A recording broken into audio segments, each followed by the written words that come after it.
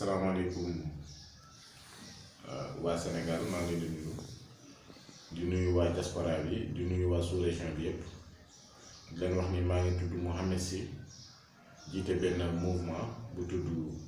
mouvement pour le développement économique et social ñuy sàkku nag ndimbal ci bépp autorité wala bépp bonne volonté bi nga xamante ni développement soxal na la ak social ñun nag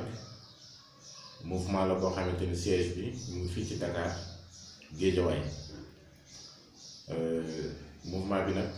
li ko composé mooy des femmes et des jeunes ñoo composé mouvement bi di yëngu ci ay différentes métiers yoo xamante ni ci suñu propre moyen lañ koy defee collecté yu ñuy collecté suñu kees ku nekk indi as tuutam dugal ko ci kees gi ñu mën a séddale ko ci différents secteurs yi nga xamante ni ci yooyu la mouvement bi di yëngu te ñuy ñaan aussi képp ko nga xamante ni bëgg nañ jàppale ci secteur boobu aussi nga jàppale nañ ci ndax moyens yi barewul néew na lool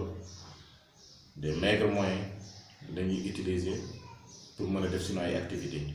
à travers le Sénégal parce que c'est un mouvement national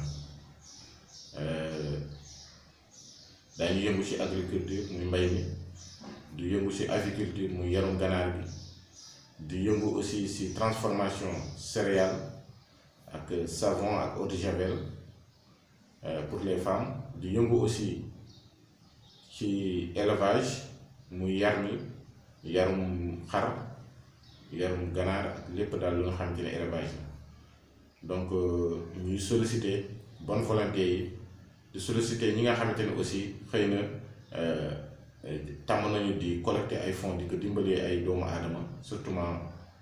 ñi nga xamante ni seen loxo jotu seen gannaaw donc ñu leen di solliciter ñoom ñëpp ñu dooleel ñu ba nga xamante ni daañu mun a amal suñuy activité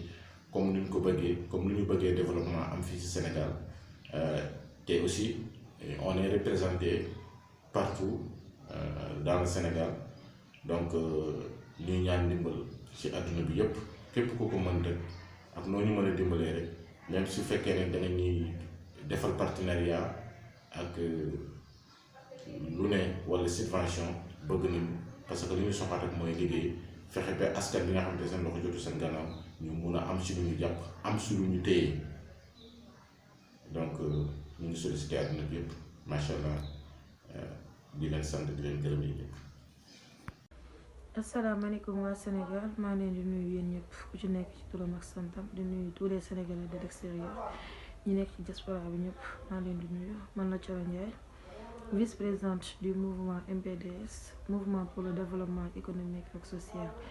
comme ni ko président waxee rek dama ciy ñëw rek dolli ci mais bëriwul dañoo nekk mouvement boo xamante ni dañuy soog di judd suñu doole bëreegul ñuy ñaan nag bépp bonne volonté boo xamante ni yaa ngi ci réew mi ak ci bitim réew mën ñoo dimbali ngir ñu mën a jóg ndax dañoo nekk ci njëlbeen di soog di jóg suñu doole demeewul noonu te sunu mouvement bi am na góor am na jigéen am na mag am na ndaw ñu ngi ciy def ay yëngu-yëngu yu bari